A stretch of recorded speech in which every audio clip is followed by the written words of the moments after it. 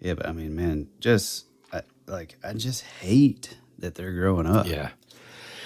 So, I mean, what's really weird is that the summer, I mean, it seemed long when we were in it. Now it kind of just seems like it flew by. And I think part of that is because of the chaos that ensued. Yeah. Because our separate families we didn't really plan the vacation time the best we could. We did the best we could, but there was some overlap time there where we just couldn't record, man. Yeah. You know? I mean, the thing that sucks is like, I know that all of you folks out there that don't have kids are just like rolling your eyes and you're like, ugh, whatever. Like, you know, but in saying that, I know for a fact that all of our parent listeners out there completely understand, because just summer in general it's just really difficult. Woody and I both work from home most days, I guess. And, you know, the kids are at the house, and then it's like, oh, and then now we're going on, you know, a family trip for a week plus. And like, and I feel like half of like the summer was spent for like soccer camps, and it's just like one thing after the other. And so I am extremely happy that at least my oldest is starting back school this week. So Yeah. And the difficult part is just trying to get anything accomplished while at home and the kids being at home. It's impossible.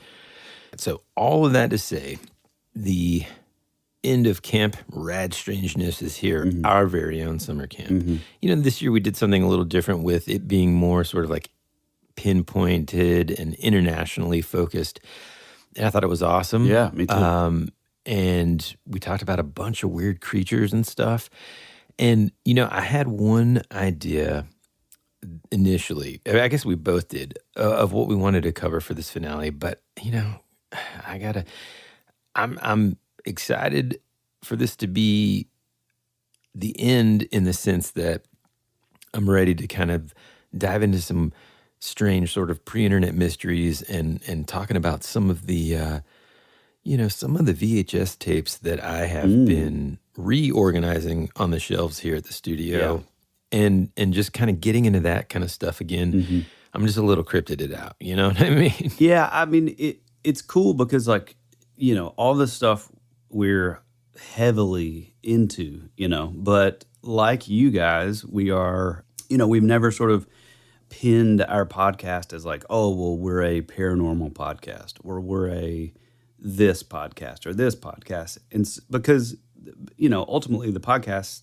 you know, for our new listeners, our old listeners, you know, already know this, but we're just two best friends talking about things that interest us and stuff that we're into. And that may be 80s and 90s nostalgia, comics, you know, Woody's new manga and anime obsession, you know, whatever. It's just like an outlet for us, two best friends talking about things they're into, and that's it. And so, as much as we're into Camp Rad Strangeness, and I did like the international part of it, but I will say, like, boy, it's hard not to come back to the U.S. because the U.S. has like so much. Well, and we're more familiar with it. Right, exactly. And it's a lot easier to find that information at your fingertips. I mean, some of the stuff that we found was so obscure. And like a lot of times too, we kind of, and I feel like we're kind of doing like a, what's it called? Like an apology tour? Debriefing? No, like a debriefing at the end of the thing. We're not even into the finale here yet, but like so much of this stuff that we found, we were like, man, this is awesome. But should we save it for October? Oh, yeah. You know what I mean? Yeah, for sure. And so it was pretty hard. But here's what's cool, man. I would say one of my favorite episodes that we did this summer was actually just a couple weeks ago when we talked about, well, the topic itself was the Kandahar Giant. Yeah. But that led us into a direction where we started talking, as we often do, about sort of like ancient gods and more specifically in that episode, some biblical the Nephilim things. And by the way, Nephilim, goodness gracious, oh my gosh, man. I re-listened to that episode, you know, because full disclosure, by the time we put an episode out and we've edited it and I've, you know, done sound design and all this kind of stuff, I don't listen to it once it's published. So I do appreciate it. Sometimes some folks will reach out and say, hey, I noticed, on this app, it was kind of like glitchy or whatever. Can you just check it out and make sure it's, not the file? So sometimes I'll go back. Anyhow, I listened to this one though, because I was like, man, I really want to like re-listen to that and hear that conversation. And then the second that I did, boy, I could have punched myself straight in the face. I kept on saying Nephilim. Yeah. And I think that's more of like a biology nerd sort of. It does sound like phylum. Yeah. So anyhow, my apologies. Nephilim. The funny part was in real time, because I would specifically say Nephilim, and then 2 seconds later, I would just do it wrong. You would say it wrong. So I just let you go with it. Yeah, well. Although, heck, for all we know, I mean, that stuff dates back to like the Book of Enoch and Jubilees and the Apocrypha and Dead Sea Scrolls. So, like, I mean, for all we know, as far as like a pop culture topic such as the Nephilim, for all we know, we're saying it wrong already. Right. So, yeah, you actually could be right.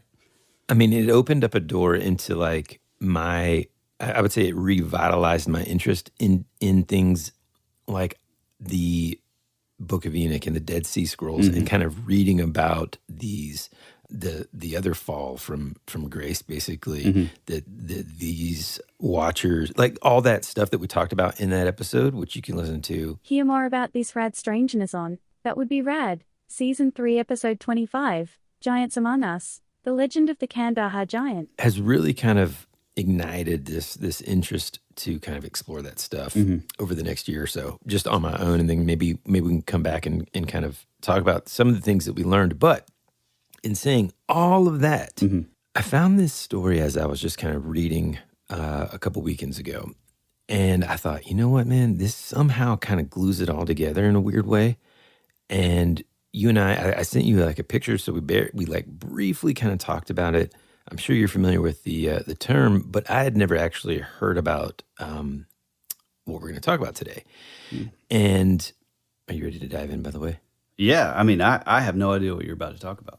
All right, so and wait, is this like the intro and then? Yeah, man, it.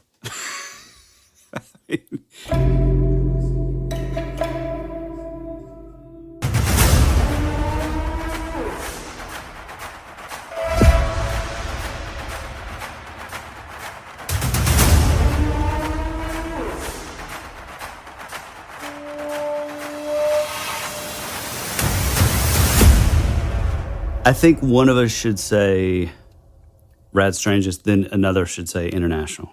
You know what I'm saying? Welcome to Rad Smith. Like, what do you...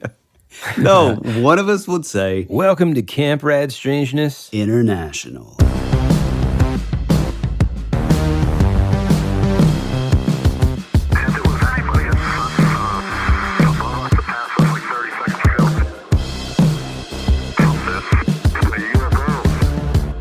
Howdy, campers, and welcome back to another episode of your favorite podcast, That Would Be Rad. We are a podcast that majors in 80s and 90s nostalgia, comic culture, all things paranormal, and minors in retro video games, tabletop RPGs, manga, pre-internet mysteries, and trying to raise our kids to be half as cool as we were back in the 80s. We are your camp counselors, Woody Brown and Tyler Bence. Okay, man, let's dive into this week's topic. Yeah, man. Okay, folks, it's the end of summer camp. We're about to load you up on the school bus and head you back home to your folks. Well, no, technically loading them up on the shuttle so they go to the airport because it's international. Oh, it's international. You're right. Okay, cool. So we loaded you up on the shuttle. All right. So we spent a lot of time in Asia this summer. But this week, to kind of wrap it all up, I'm actually going to take you to Ireland. Ooh, I like it. We're going to step into this mysterious world of some Irish mythology. This is kind of how it kind of brings it all back here. There are legends of bloodthirsty giants that roam the ancient lands of Ireland, but also some strange tales of like supernatural beings that are part human and part beast. Today we're going to talk about these supernatural beings known as Fomorians. I have never heard of that. So picture this, Tyler and listener. Colossal giants emerging from the depths of the sea. Their dark hair and skin hinting at a distant potential African or Asian origin, landing on the coast of Ireland. Or perhaps grotesque creatures with one eye, one leg, and one arm, or even human bodies with the eerie heads of goats.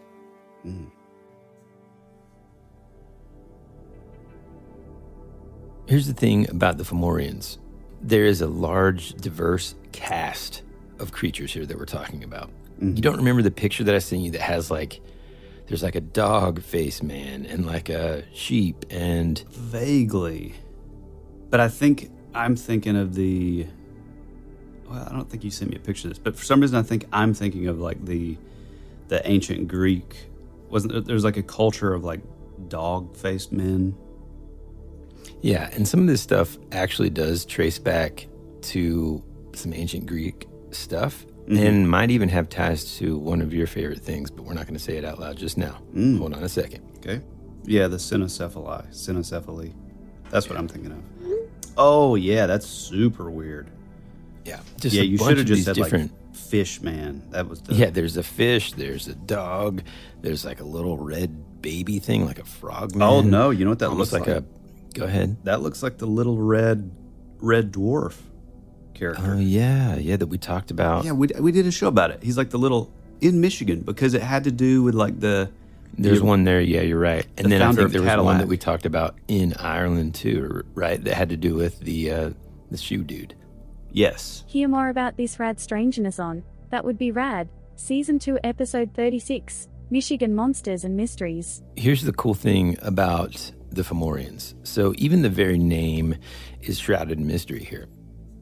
Honestly, it's still kind of debated on what it truly means if you're looking at the etymology.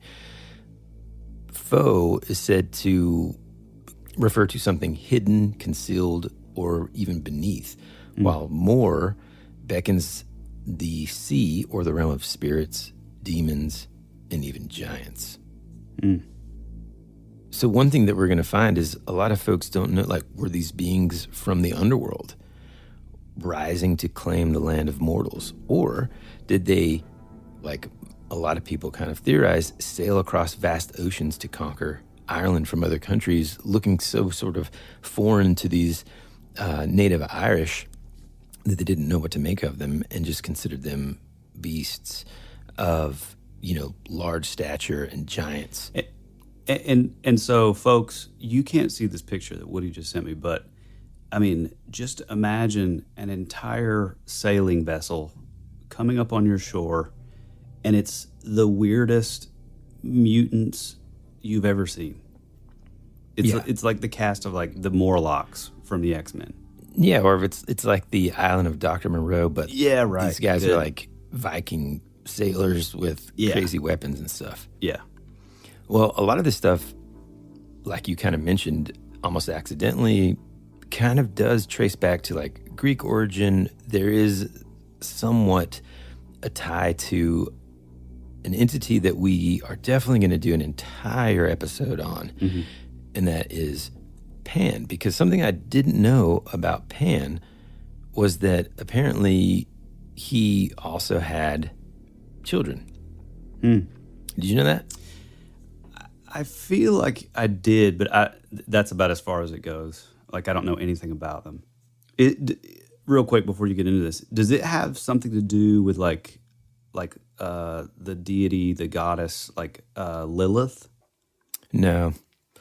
So for those of you that don't know who we're talking about, we're not talking about Peter Pan.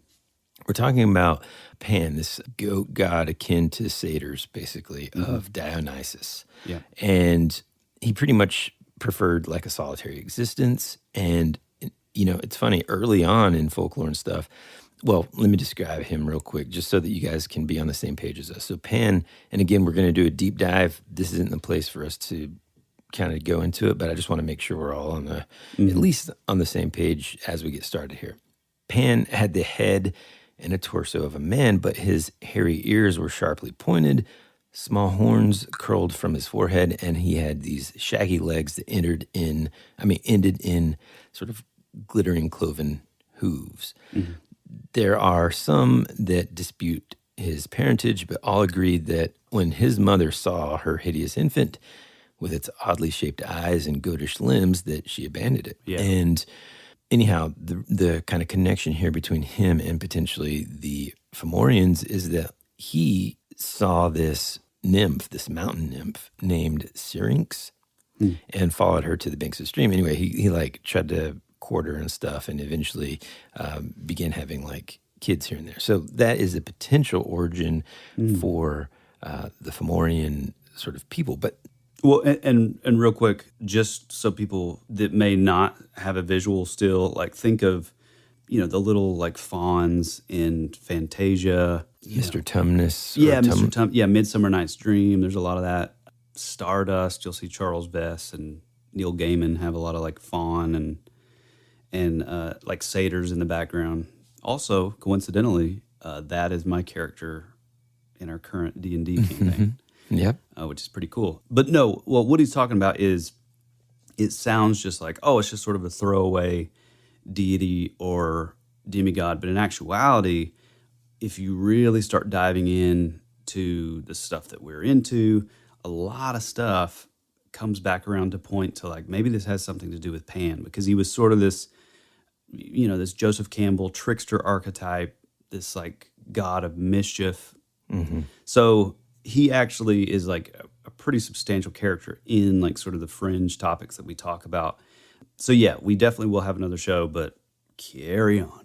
Well, what's interesting about Pan in general and the initial sort of folklore, especially in the Greek tradition about him, was that he actually would be less trickster, more helpful toward shepherds and stuff. In fact, he would help fend off wolves and beasts and stuff to keep the sheep safe, and then also bring about and point toward, where people could find and hunt wild game. So well, and he would also turn into, you're talking about like more of like the satyr thing, but what I'm talking about is like somewhere throughout the ages, he would kind of morph into like, or sort of join into like the idea of like the spirit of the forest, or like a forest elemental, or like the green man.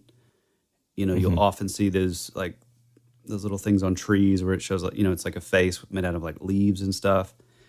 He sort of joins into that. And so it's this sort of idea of like sort of the wildness of nature sort of personified. Yeah.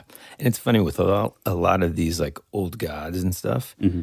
I think sometimes, especially because they truly are so ancient that so many things kind of get blurred. And oftentimes in this instance, for example, just talking about Pan, I often wonder like, do you think people may have sort of not confused, but it's like it started out as this thing and now it becomes this thing that, in other words, there may be something else afoot, and they're just sort of saying, it's Pan or whatever.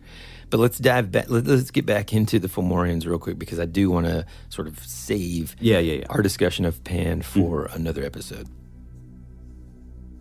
Well, I found in this old book, I think by the time the listeners are listening to this show, I probably would have already posted the book on our Instagram just for fun that I've been thumbing through, and it's the Enchanted World books. They're awesome.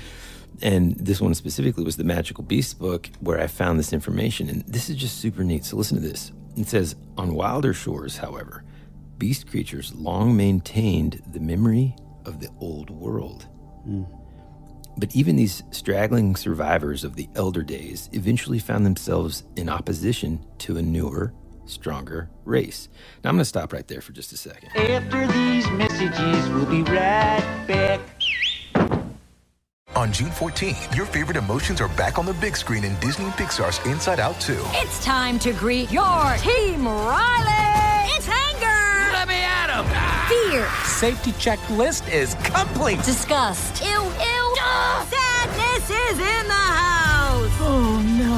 Hello, I'm anxiety. I'm one of Riley's new emotions. Disney and Pixar's Inside Out 2. There's a part 2? We're going! Rated PG. Parental guidance suggested. Only in theaters June 14th. Get tickets now.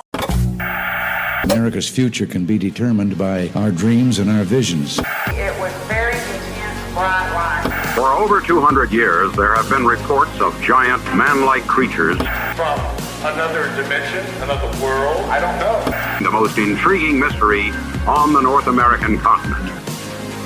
Hey, this is Bryce Johnson from the Bigfoot Collectors Club, and you're listening to Tyler and Woody on That Would Be Rad, because that is rad.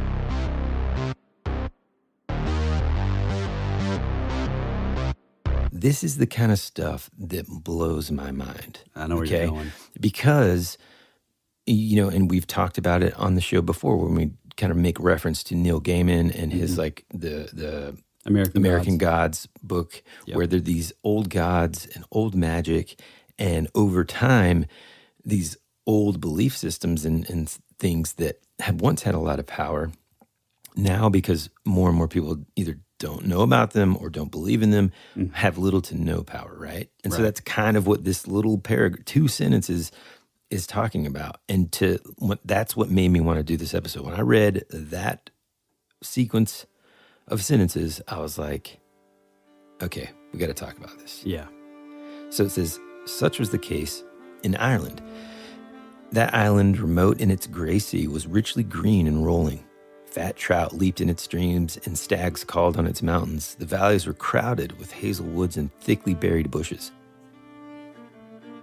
It was a welcoming country for strangers, and, as its legends tell, it was settled repeatedly by competing tribes. This is so cool, man. At the time of its most famous early conflict, there were 3 of these competing tribes. The challenging race was called the Tuatha De Danann. Yeah. They were thought to be magicians or perhaps even gods. They certainly were of more than mortal beauty, although of human form.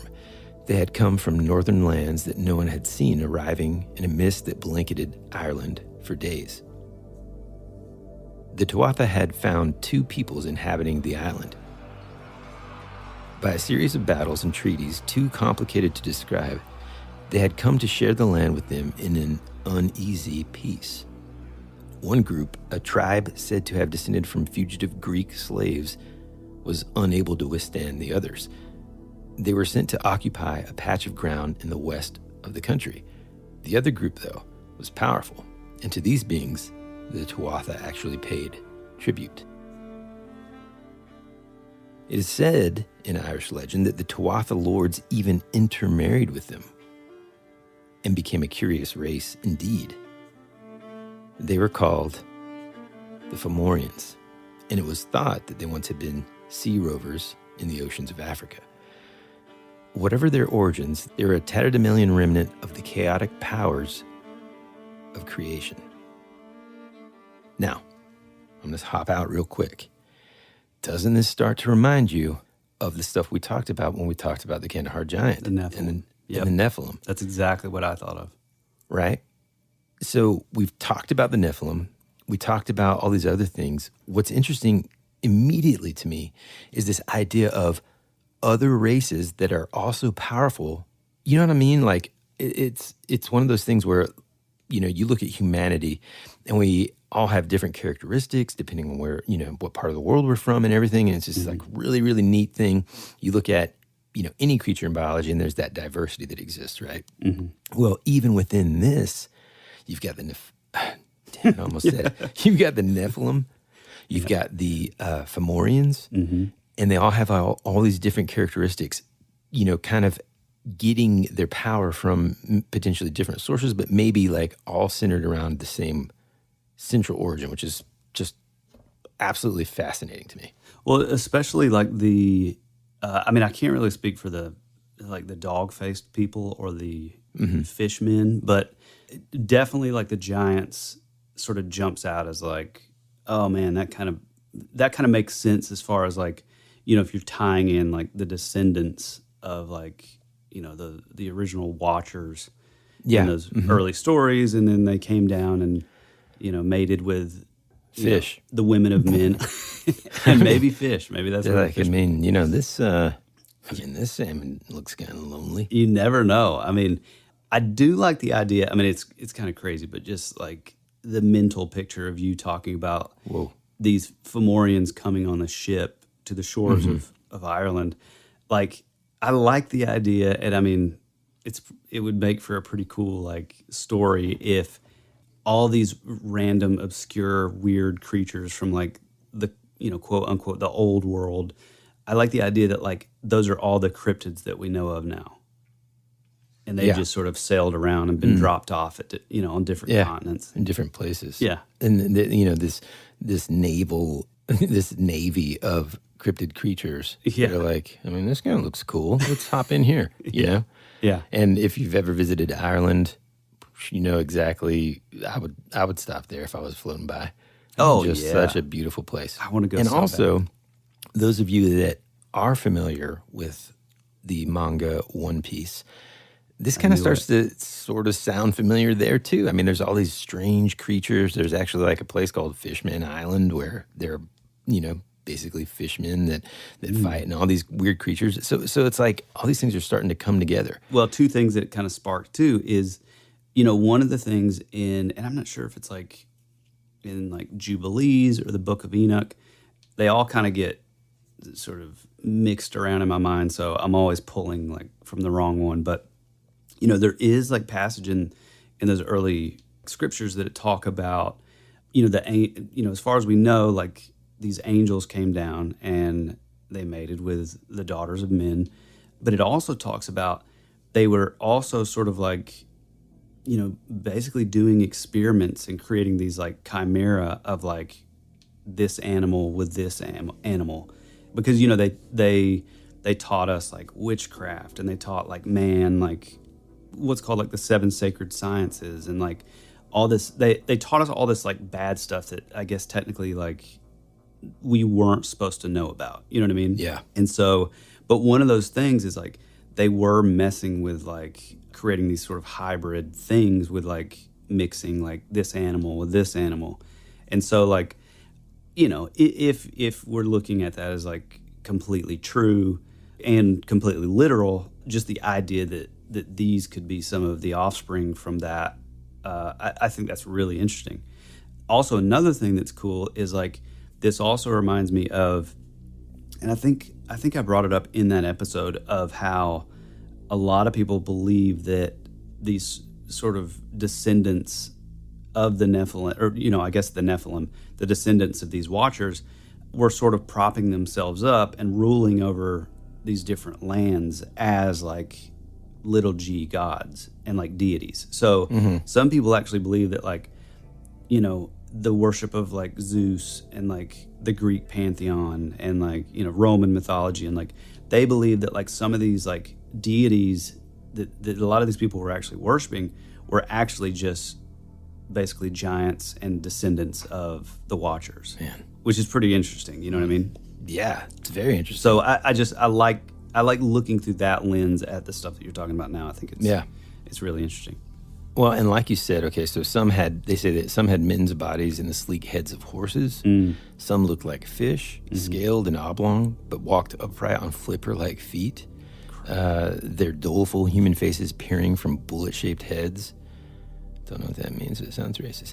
A very few, it says, were beautifully human, at least in form. Now, here's something else that's really interesting. The warlike Fomorians dominated Ireland, living by taxes imposed on the bounty of the country's fields and pastures. So basically, these folks, just like we talked about, I swear, didn't we talk about the Nephilim? Yeah, they did the same thing. Yeah, right? Like, they're more powerful, so they're making the weaker humans sort of pay tribute to them, and that's what was going on here. Well, and that's what I was talking about with, like, the Greek pantheon. They were sort of propping themselves up as, like, oh, we're gods. Like, you're 5 foot tall, and I'm 11 foot tall, so, you have to worship me and pay taxes. Right. So it sounds very close. It says that they preferred to remain secluded in their stronghold, an island off the northwest coast of Ireland. The place was an awesome sight from the sea. At its center rose a tower as translucent as glass.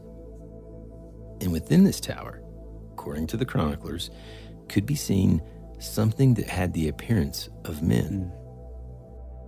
Those who ventured too near the island fortress might find their ships swamped by spell-sent waves.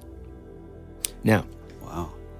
The chief of the Fomorian tribe was called Baylor of the Strong Blows. Now, by the way, folks, if you're currently playing a D&D campaign or you're about to start one, boy, are we going to give you some gold here with ideas. All right, Baylor of the Strong Blows sounds pretty awesome. That's awesome. He was a cyclops, and the single eye he had was actually kept shut. Its very glance would kill you. But dude, even that, like the fact that, I mean, synchronicity abounds, as always with us, but like the fact that we're talking about like Greek mythology and these Nephilim, basically being these deities, and then within that same mythology, we have, the Cyclops. So is there just this massive overlap, and this is all just the same cast of characters? Maybe we'll find out when we get back from this break. We'll return after these messages.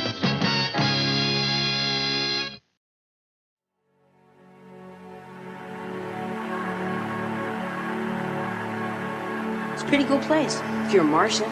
Or a vampire. You think you really know what's happening around here, don't you? Is anyone out there? We're fighters for truth, justice, and the American way. Hey, this is Woody. And this is Tyler. And you're listening to That Would Be Rad. And now, back to our show.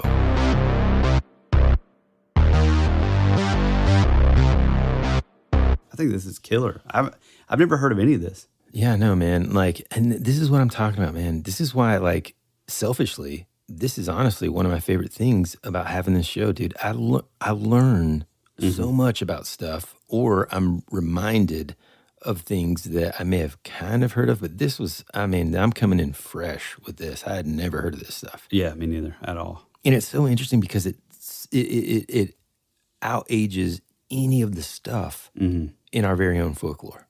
Yeah. You know? Yeah.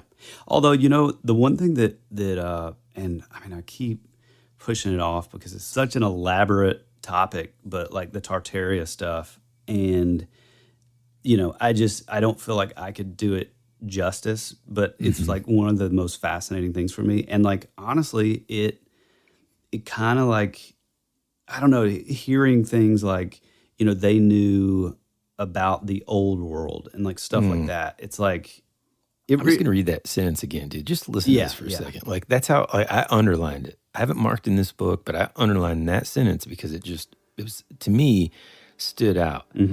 It says, on wilder shores, however, beast creatures long maintained the memory of the old world. Yeah, that's cool. Man. All right, so we're talking about this Cyclops, Baylor of the Strong Blows. I mean, awesome. Just D&D gold. Yeah. So in time of ultimate need during a battle, for instance, his guides would lift his eyelid with an ivory ring, and all who met that gaze died where they stood, inwardly seared by some nameless power from the dawn of creation.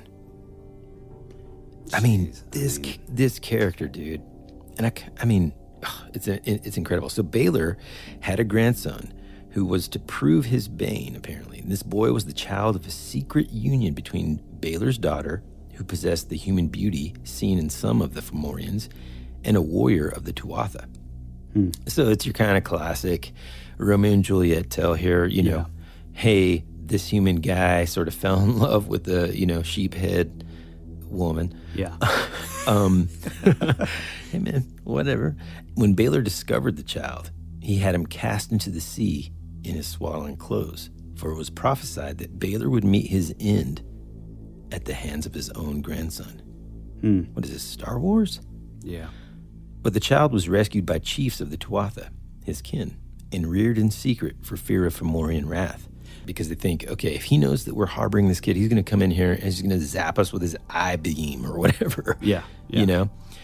Well, when the child grew up to be a man, he presented himself to the Tuatha king in Ireland. In the young man, the powers of what they called, quote, the older races evidently had been channeled into human skills, and these skills are very powerful.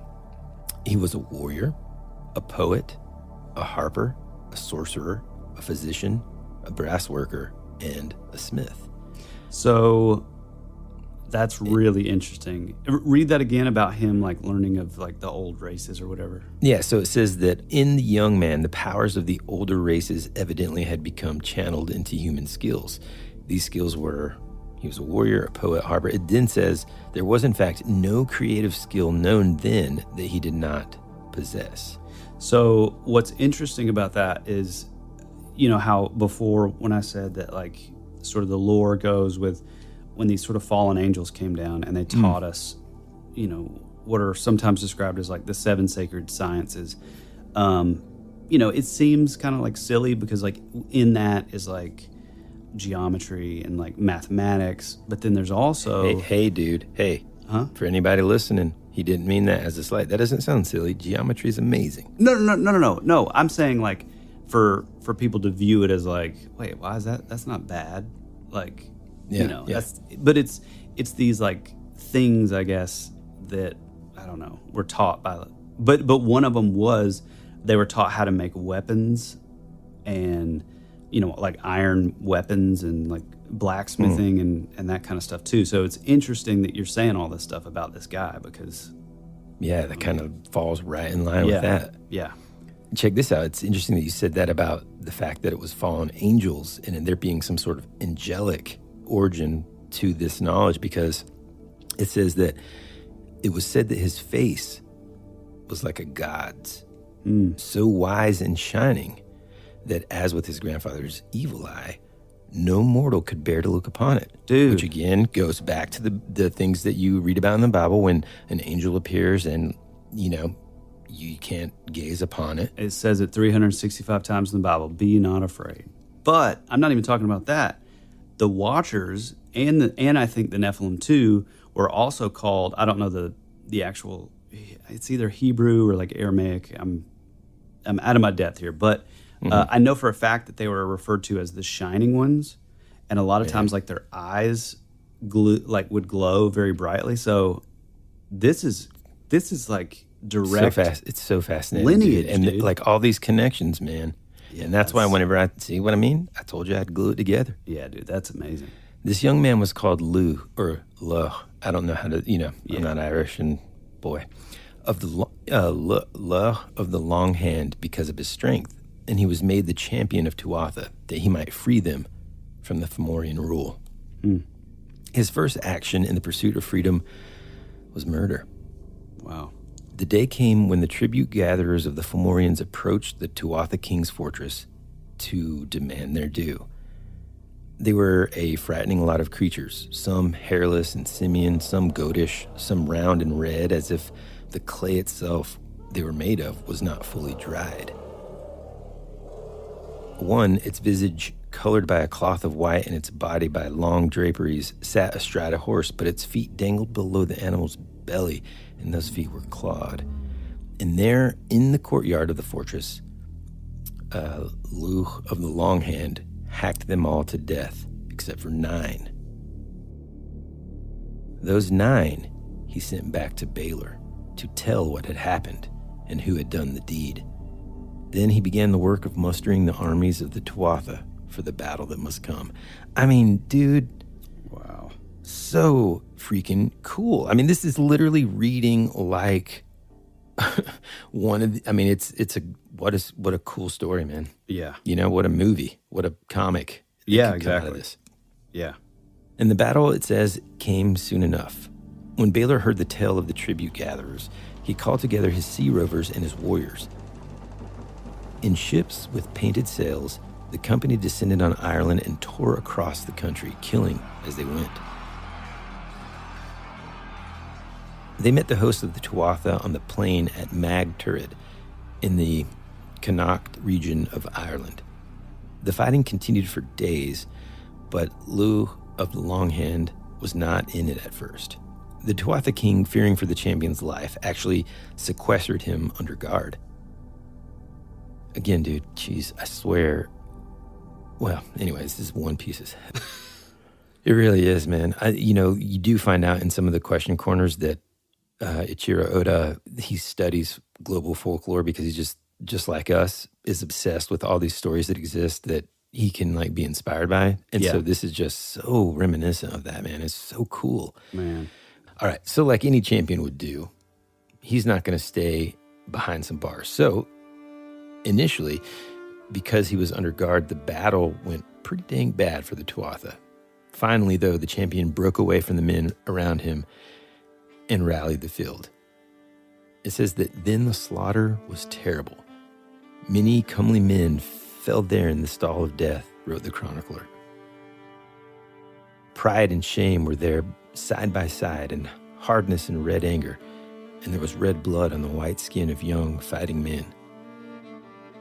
And the dashing of spear against shield and sword against sword, and the shouting of the fighters and the whistles of spears and the rattling of scabbards was like thunder through the battle. And many slipped in the blood that was under their feet, and they fell, striking their heads against one another, and the river carried away bodies of friends and enemies together. Synchronicity, friends and enemies, the Honor Society's first self-produced record.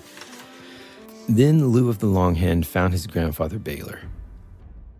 The Fomorian chief stood in a battle chariot surrounded by gibbering, squealing, howling warriors of his army.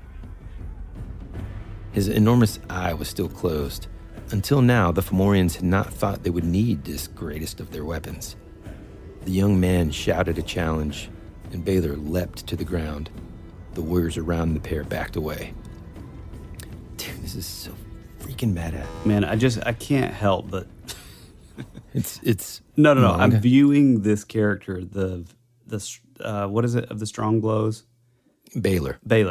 I just picture him as the Cyclops guy in Krull.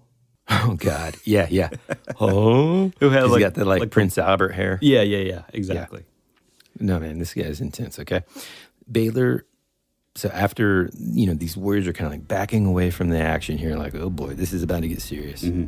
Baylor says, "Lift my eyelid that I may see the chatter." I mean, think about that, dude. What a burn. Okay, this is an ancient burn. Yeah. But he's basically just saying, like, who's this person like talking? Who's this weakling that's talking to me? Yeah. Let me see them lift my eyelid, which he knows that would just obliterate him. So his guides advanced and extended the ivory ring that they used to do this. At that instant, Lu, I just don't know if I'm saying it right. How's it spelled? Lugh. Yeah. Lugh. I don't know. Lou, I'm just going to call him Lou. Okay. Yeah, Lou it is. Like Lou Diamond Phillips. There it is. Or Lou Gossett Jr. Okay. At that instant, Lou cast his spear. It flew straight to the mark with such force that it skimmed through Baylor's skull and into the Fomorians behind him, carrying with it fragments of the deadly eye and an arching spout of blood. And every creature that the exploding eye touched or that the blood spattered on died screaming. Then the rout began. Leaderless, the Fomorians fled, and the men of Tuatha followed. In the end, only 4 members of that great army survived. It was said that these 4 were at last driven from Ireland by a prince of the Tuatha and disappeared to islands in the North Sea. The Fomorians, perhaps the last of the powerful old order to be vanquished by the new, seemed to have been destined for death in any case. They were a weakened race, their people a haphazard collection of beast parts randomly and hideously united. Their powers diminished and their dominance maintained not by magic in the main, but by simple force of arms. The 4 surviving Fomorians hidden away on their cold islands were never seen again. Had any humans come across them, the hapless creatures would doubtless have been regarded as nothing more than loathsome curiosities. That was the invariable fate of the god beasts who roamed the earth when it was young, and they disappeared. Not in glory, not in some divine display of valor or unconquerable greatness, they retreated from human view or were sent into exile or were killed or simply died. Humankind was heir to the future. And what was left? Nothing more, it seemed, than a collection of rumors and travelers' tales of far-off lands, garbled visions of pietous creatures that probably existed only in the imaginations of the writers. For the travelers and writers, Greeks such as Herodotus and Ctesias of Cnidus and their later imitators did not see the grandeur that still existed in the hidden corners of the world.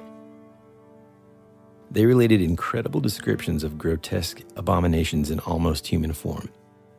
Instead of the grace and the power of the centaurs or the might of the stag god, Cernunnos, they reported on the basis of the most suspect evidence savage tribes of dog-headed men, ugly and inarticulate, who barked rather than talking. Instead of the wild gaiety of capering Pan, they offered tales of dull monsters, people whose ears grew to the ground and could be used as blankets, men whose faces grew upon their chests, and people who appeared normal except that they had long tails. So that beasts could have godlike potency was an unwelcome thought. They did not know that wonders were still present, that in India and China, animals still held sway over men, and that in the wild reaches of Russia flew birds with more than avian or human power. And while they heard and wrote of the unicorn, which still shyly lurked in their own dense forests, not one man in a million had seen it or knew its true power and beauty.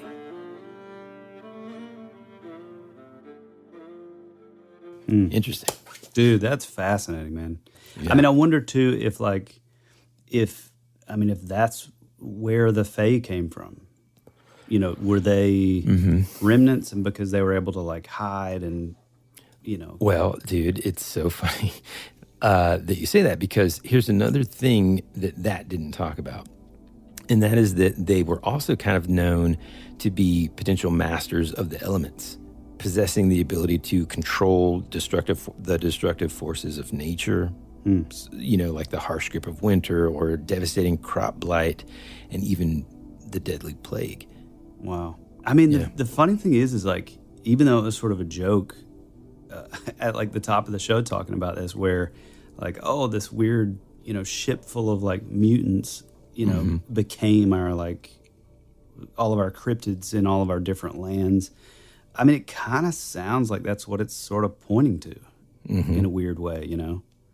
And so maybe these cryptids we're seeing, you know, maybe, you know, I'm looking at you like Mothman and, you know, the Blackbird of Chernobyl and like stuff like that. Like, are these just these like, you know, almost extinct like remnants of these weird lineages? I don't know. I mean, that's what I'm saying. I mean, it's very interesting. It's very strange. It's something that I had never heard of. And, you know, I don't discount the fact that our listeners are in a lot of ways sometimes much more versed in this type of thing. They're going to have a lot more, I'm sure, Clay, I'm sure you're listening. You're like, oh yeah, you know, I wrote a paper about these guys.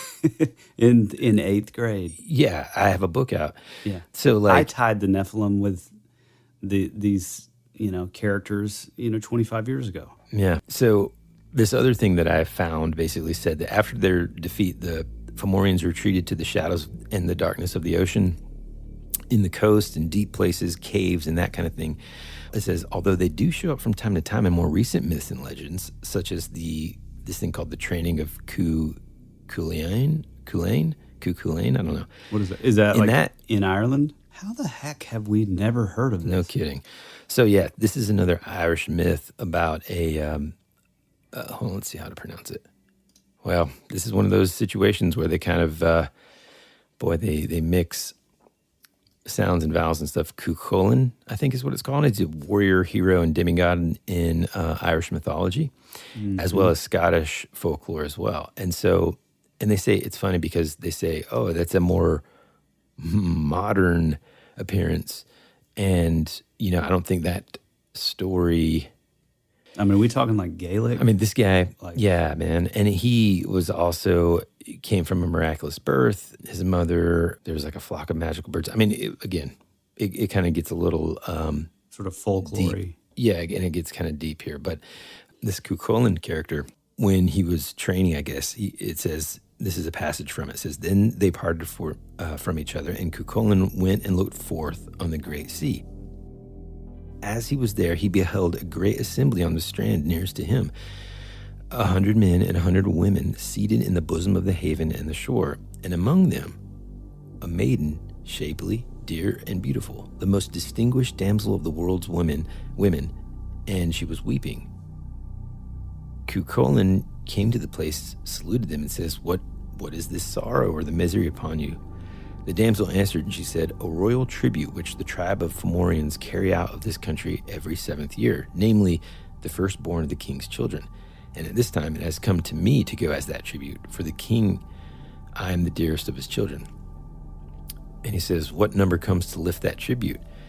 And she said, 3 sons of Altram of the Fomorians. And their names were Dub, Mel, and Dubros. Not long. Go ahead. Wait a minute. So you're saying So I'm saying that this appearance of the Fomorians in folklore again, maybe they were one of maybe those, there was only 4 that were still alive. Maybe they went off they split off, they went somewhere else, right? Mm-hmm. And they started having kids. And potentially maybe they kind of still call upon some of these lesser tribes of Ireland to continue to pay tribute. And the way that they do that is they give away the, firstborn or the most dear of the children. Right. I volunteer as tribute. And I think maybe that helps them continue their lineage by kind of getting that child, raising it up, and then mating it with another Fomorian. Wow. And so basically I think what in this legend, this guy kind of comes to, because he's sort of just taken by her beauty, he comes and saves her from having to do that. And I guess maybe he goes and fights these guys. And so you're saying he was he would have been the son of a 7th son type character. Kind of thing, yeah. Yeah. Mm-hmm. So pretty cool, man. That's really cool. That's really fascinating. I mean, I do something about it also kind of gives me the visual of Nightbreed or something where yeah. They would hide in Midian, underground, kind of like the Morlocks. It talks, some of them were, had powers and stuff, but then others just looked weird. There's the dog-faced kid and the, like you said, some just had ears that would touch the ground and weird kind of just characters. I don't know, man. It's interesting. I mean, it's one of those things too where clearly this is such an ancient sort of thing that how much of the stuff that we're talking about has been sort of inspired by that, like Clive Barker and Nightbreed, or because Midian is actually a place in the Bible, which is interesting. But yeah, dude, that's pretty fascinating. Well, and to kind of just give it a little final piece of tape to wrap it up here. We will return after these messages.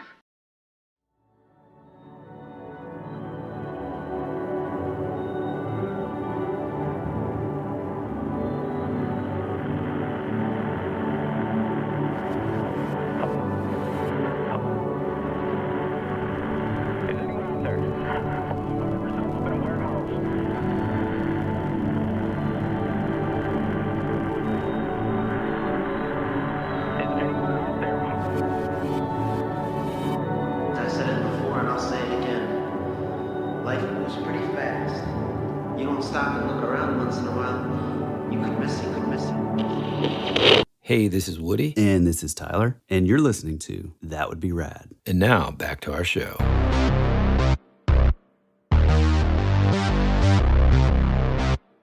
I did find this that says, some believed that they had the head of goats, although it may be more likely that they were sailors and large people that wore goat masks and that kind of thing.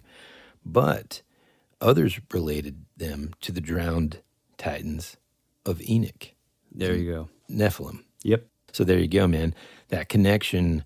Wow. With what we had talked about in that other episode with the giant of Kandahar, it all kind of comes back to this old magic, old world, and we do have to do the Tartaria stuff. And I think you kind of gave a brief synopsis of that, but just in case it's the first time someone's listening to our show, or perhaps that someone may have missed that. Can you just give us a small, paragraph synopsis of what that theory is? Well, I am horrible at giving brief sort of explanations on anything, but I'll do my best. Basically, it's this sort of idea that, and I'm saying all this, I don't completely know if I believe that, like, it's definitely these Tartarian people, these, and it's different from like the Tartars and like the Tartaran like Empire. tartar sauce. Yeah, like where tartar sauce I guess comes from, but it's different from that. It's like apparently this idea that there was like this sort of kingdom or nationality basically of these people who had, heavily advanced empires that sort of stretched all around the globe. So it is interesting because you look and like, we consider it now like quote unquote as like what we would consider like Roman architecture, but you'll find it smack dab in the middle of Asia. You'll find it all across the globe, and it doesn't really, usually it sort of stands apart from whatever other architecture is around it. You know what I'm saying? So whatever happened, a lot of times you'll hear the term like mud flood. Like, I don't know how much of that I believe necessarily ties in. I do think there was some sort of giant sort of catastrophic event, and then it sort of covered up this other previous empire, and kind of like the Mayans and like the Inca and the Aztec, or even like the Egyptians. You had this like first era like Egyptian pyramids where it's the most like precise, almost humanly impossible like techniques of like building and like what looked like, laser precision on some stuff. And then you had this sort of second era of pharaohs where you can kind of tell that they were just sort of like, it's almost like somebody spraying graffiti on like a famous artifact. It's like they were leaving, their mark, quote unquote, but it was like, far, far, far below like the craftsmanship or the ability of like the previous empire. It's like whatever technology that was, or whatever workmanship or technique or whatever, that it was like lost, and you see that a lot in like the like South American temples and like, Machu Picchu and those kind of areas. You always see this like previous like empire either buried and then built upon, like they just built a temple on top of the ruins of this previous temple that was like far more advanced technologically. And so that's the idea, that it's this sort of Tartarian empire. It even appears in like a CIA document where they're talking about Tartaria and how something to do with like the Russian Empire and how we have to bury that information, no pun intended.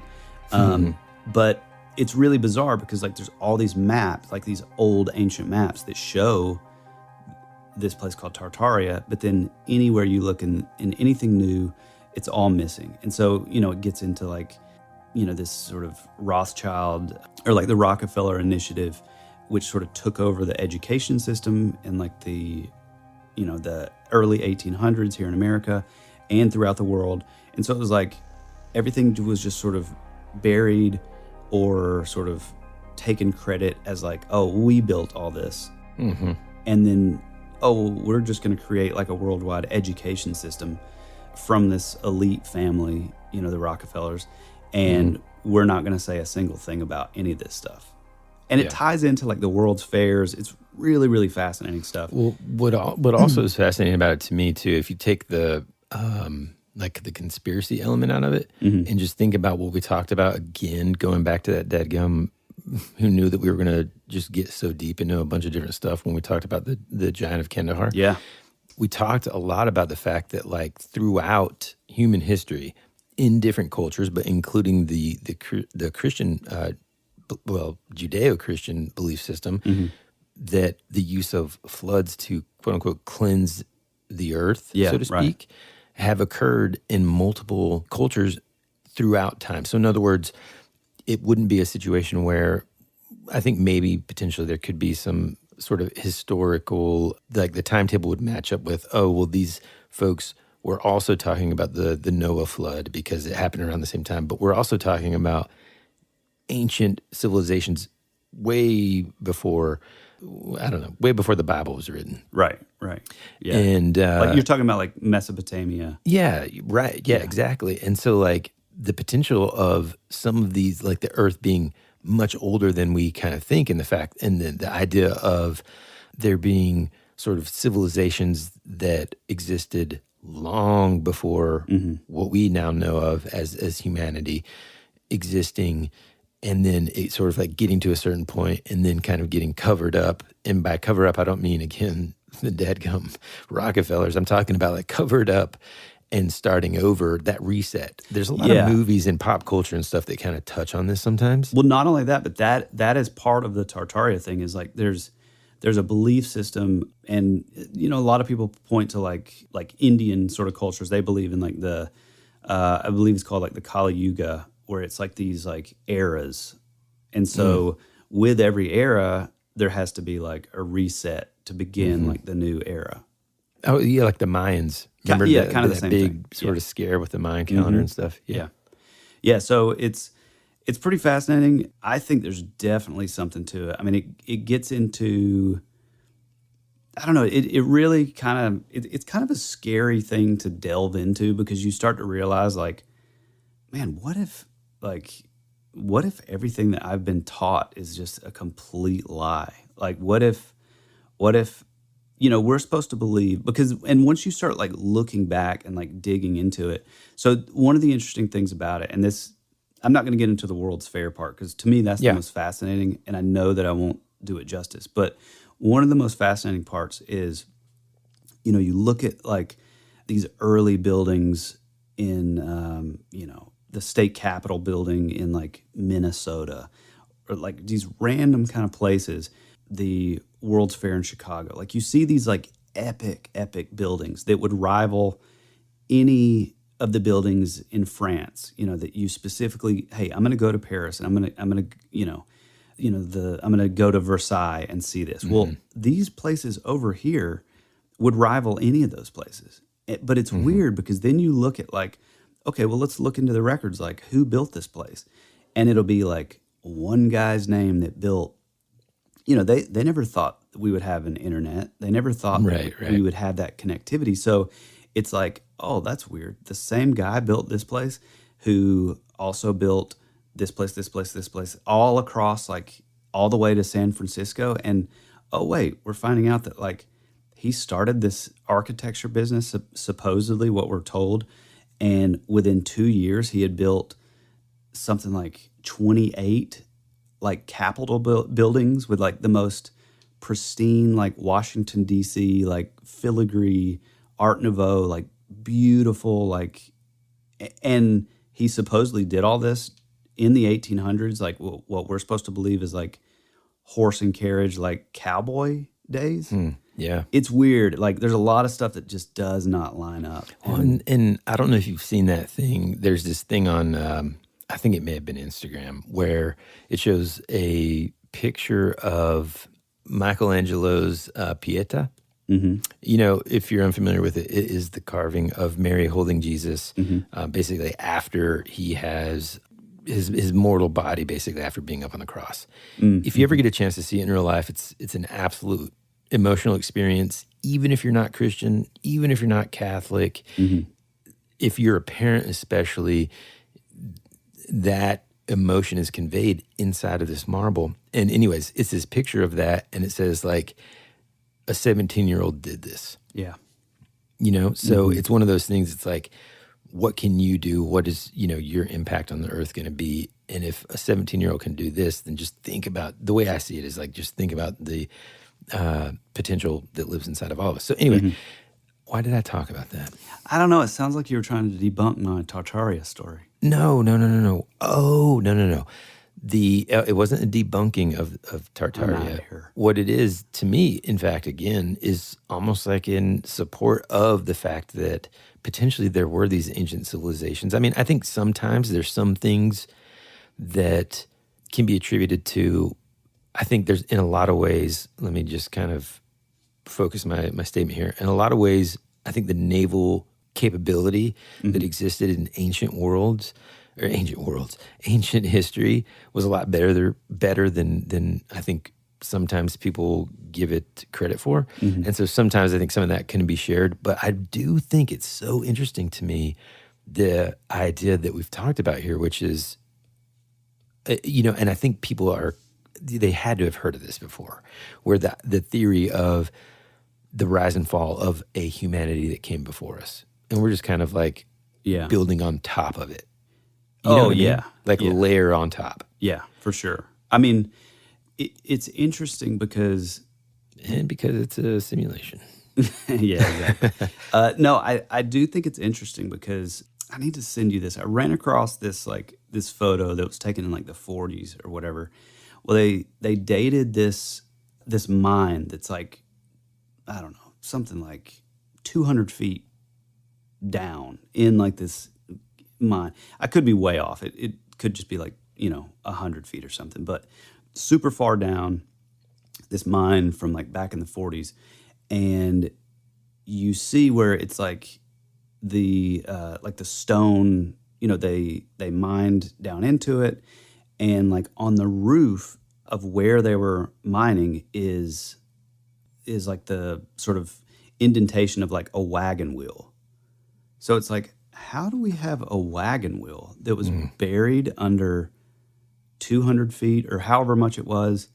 And also what's weird is like when it was like dated, it goes back like 1 million years or something.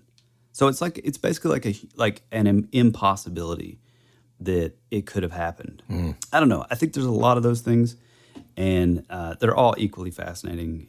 But yeah, this season we're definitely going to have somebody come on to kind of get into Tartaria, because I feel like it's a topic like, I know, I won the history award at my school, but I know you also like history, and I do now. I did, and it's funny, man. I did in some ways whenever I was younger, but my interest wasn't as enthusiastic as it is now. Well, dude, once we open this box of Tartaria, it's so fascinating, but it's like very. Have you heard of the term like red pilled? Yeah. Well, there's another term. You're asking me if I've seen The Matrix? Well, yeah, but it ties into like sort of culture. Who is this guy? When you start to realize, hey, listeners, no, just listen. But like when it's tied into like, when you're red pilled, your friend, sends you down a rabbit trail, and you find out like, oh, wait a minute, the government's been lying to us forever. You find out about Project Mockingbird and MK Ultra and all this stuff that's like widely documented that like they're not even trying to hide. But there's also this other phrase called black pilled, where you kind of like give up because you're like, I don't even know, like all the sort of the foundations that made up what I believed about, that sort of made up my worldview. They're all a complete lie that's just been like perfectly crafted by like whatever. And so there is a little bit of that, and so it is kind of scary, but I would love to get into it because I think that I think all this kind of stuff can all tie in together with it, and it's fascinating. Yeah, man. I mean, it's really, really cool, right? Dude, I think it's awesome. Hold on, man. I may have found. Wait a second, dude. Listen to this clip about Tartaria. One second here. Is usually the part that you remember, anyways. Okay, that was absolutely fascinating. I'm so glad, I got to stop thinking about it in terms of I'm so glad I accidentally found that. Yeah, no. Guys, nothing's if you've been listening to this show for a while now, you know that sometimes we have something in mind, and something, call it the universe, call it intuition, call it karma, whatever it is, steered me in this direction. And I just thought the second that I read that, man, I just feel like that was a great way to kind of just put it into the Camp Rad strangeness and just kind of reemphasize the fact that there exists these ancient stories from all around the world that can really help us kind of learn and figure out, what does it all mean, Basil? You know what I mean?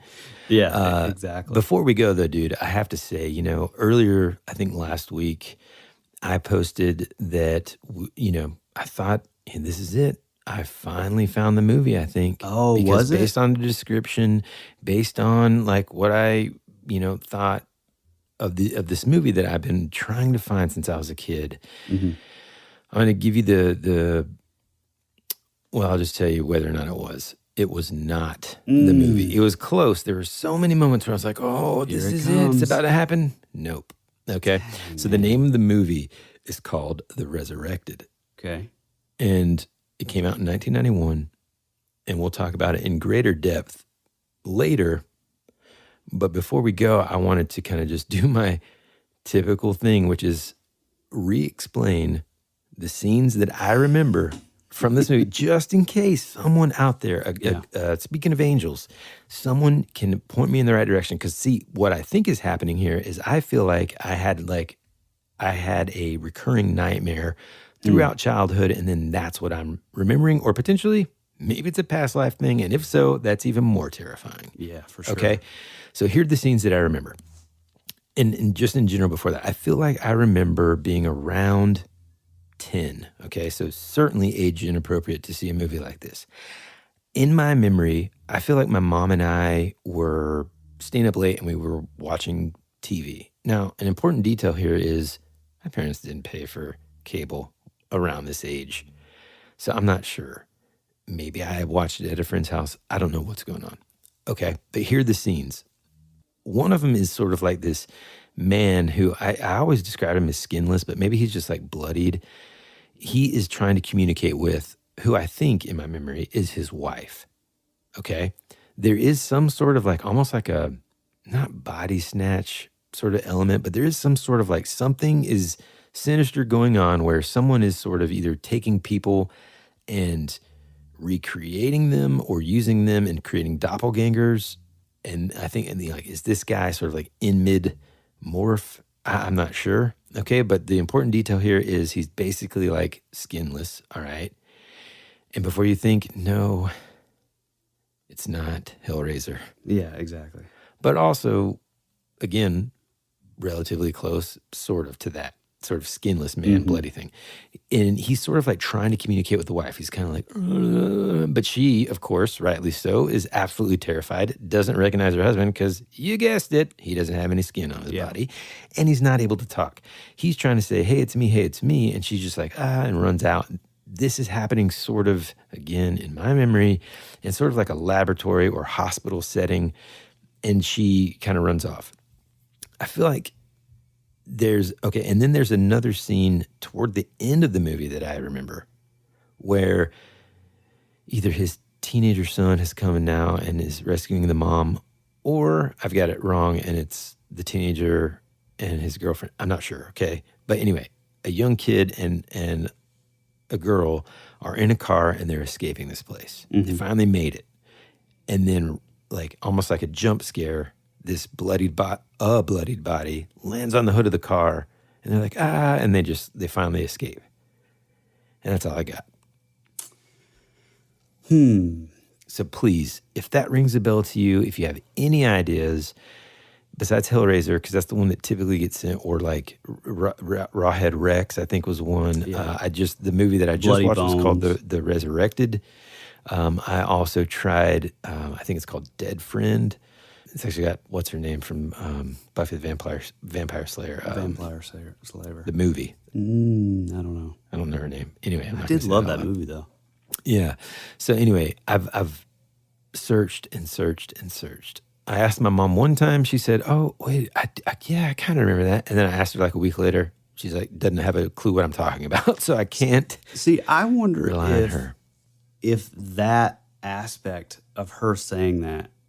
I'm not saying that you didn't see that, but I'm just curious if like her sort of like saying, oh, I kind of remember that, if that's like sort of solidifying in your mind, like, oh, well, it definitely was a movie and not like a dream or something. Yeah, I don't know. It just seems like it's not a dream. Here's another thing that happened relatively recently. I wandered down this Reddit rabbit trail, and someone said, hey, does anybody know where this movie, there is a person, I think at the end, there's like a bloody body that like lands on the hood of a car. They called it a bonnet though, because they were from like England or something. Mm-hmm. That landed on the bonnet, and then they still escape. And then nobody had an answer. I reached out to that person. They never answered me back. Mm. I mean, I thought that was it too. I thought, this is it. I'm finally going to think. So that kind of lends me to believe that I didn't just dream it. Anyway. The good news is I did discover the movie I've been looking for. And what movie have you been trying to find? You remember the movie I was telling you about? That it was like a school, and there was like a teacher and like her students, and they were like... Yeah, I feel like you told me that you found it though. Yeah, like kidnapped or whatever. I don't know that we talked about it on the show though. What was it called? It was a movie, and it did take place in the Australian outback. Huh. So I'm really disappointed in you, Matt, man, for not knowing every Australian movie ever. Okay. Yeah, no, it was called The Fortress, and it just involved this movie with these like weird dudes that like show up, and they have like, one has like a Donald Duck mask, and like they have all these weird masks, but they sort of kidnap this woman, this teacher, and her class. And so they have to like escape and get away. And then like there's the scene that I feel like anybody that's seen this movie would probably remember is like, it involves the teacher like having to like swim like under the water, to get under this rock to like, be able to get away or whatever. Anyway, yeah, it's called The Fortress. And I think when I found it, I think they were saying that like the main actress, so like the teacher was like a pretty big Australian actress. Mm. I didn't recognize the name, but, I guess back in the 80s or whatever. But yeah, happily, I found mine. Her name is Rachel Ward. Rachel Ward. This one's for you, Rachel. Anyway, you can find us over on Instagram. Feel free to drop a line, say hello to us in the comments. If you're new, welcome aboard. If you want to tell your own story, your own weird paranormal event, your own urban legend, your own localized folk tale from where you live, drop us a DM or shoot it over to thatwouldberadpod@gmail.com. Even better than that, we would love to hear your voice telling your own story that may make it in a future episode. And you can do that on our website, which is thatwouldberadpodcast.com, where you can leave a voice memo directly to us. We'll take that, add some sound design, and possibly show it in a future episode. We have a whole lot of stories sort of piling up, and we're trying to figure out, do we do that a full episode of listener stories, or do we kind of sort of trickle them in here and there? But the more the merrier. We love to hear it. So if you have anything like that you can think of, if you have a weird movie that you're trying to discover, we'd love to hear about it. Any of that kind of stuff that that kind of has slipped under the radar of the modern day internet, we're here for it. We love it. Buy us a coffee, buy some merch on our merch tree, join our Patreon, The Rabbit Trail, if you need more That Would Be Rad content. And I guess that's about it. You got anything, Woody? I think that's it, man. I hope you guys had a great summer. Yeah. And we're gearing up for an incredible fall. Mm-hmm. And man, it's gonna be awesome. I'm excited. Yeah, dude. Same here. Well, we love you. We appreciate you. And as always, be rad. That's the way it goes.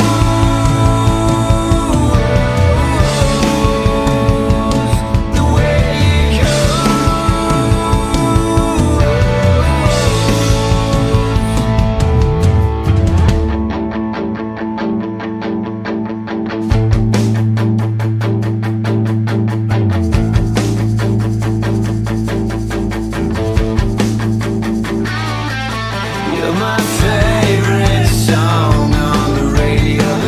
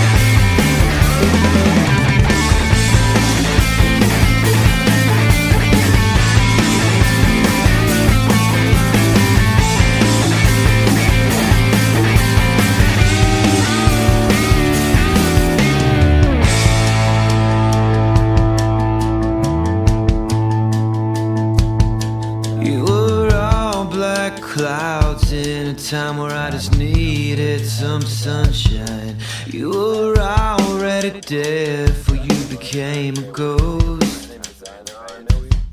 You always said our future would be a parade of flowers, but now all that's left is a single rose. That's the way it goes.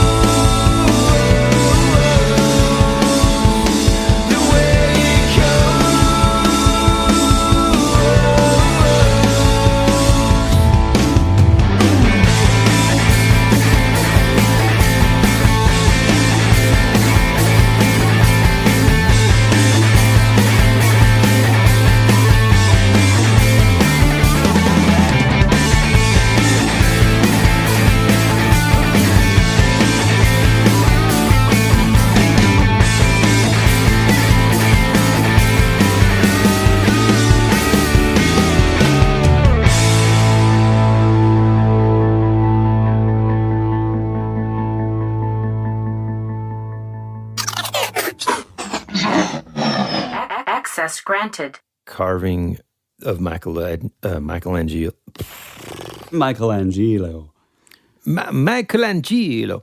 Michelangelo. I'm out of here. Shh.